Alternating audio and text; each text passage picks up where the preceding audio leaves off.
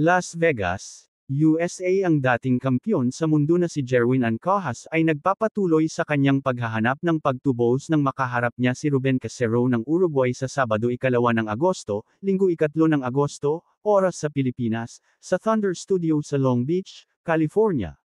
Dapat sana'y makakalaban si Ancajas sa undercard ng laban nina Manny Pacquiao at Mario Barrios para sa World Boxing Council, WBC, welterweight title na nagtapos sa majority draw noong 19 ng Hulyo sa MGM Grand Garden Arena, ngunit dahil sa huling minutong aberya sa kanyang inaasahang kalaban, naging tagapanood na lamang siya.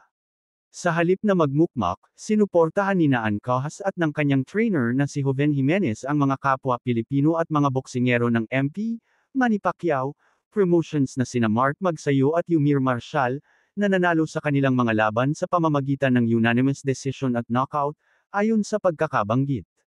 Ipinangako ni MP Promotions President Sean Gibbons kay Ancajas, na may record na ikalawa ng Abril taong 36 na May 24 knockouts, at Jimenez na aayusin niya ang laban sa lalong madaling panahon para sa International Boxing Federation, IBF, Super Flyweight King mula 2016 hanggang 2022. At ginawa nga iyon ni Gibbons, pinaharap ang 33 taong gulang na si Ancajas kay Casero, isang 32 taong gulang na dating WBC South America champion na may 13 hanggang 4 na record, kasama na ang 5 knockouts. Sinabi ni Ancajas sa mga manunulat ng sport sa Maynila kanina na handa siyang makipaglaban kahit kanino, kahit saan, para hindi masayang ang kanyang paghahanda at pagsasanay sa Las Vegas at Los Angeles. Sa kabutihang palad, ipinagpatuloy namin ang aming mga paghahanda, sabi ni Ancajas.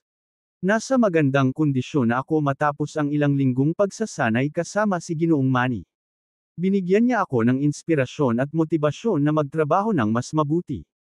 Kung nagawa niya ito sa edad na 46, wala akong nakikitang dahilan kung bakit hindi ko maibabalik ang aking pinakamahusay na anyo, dagdag ni Ancajas, na nag-isip na tumigil sa pakikipaglaban matapos siyang mapatulog ni Takuma Ino, ang nakababatang kapatid ng kilalang Naoya Ino, noong 2024. Nasiyahan ako sa aking pagsasanay at gusto kong ipakita ang aking mga bagong galaw, sabi ni Ancajas, na nagmamantine lamang ng timbang matapos itong magtagumpay noong 19 ng Hulyo.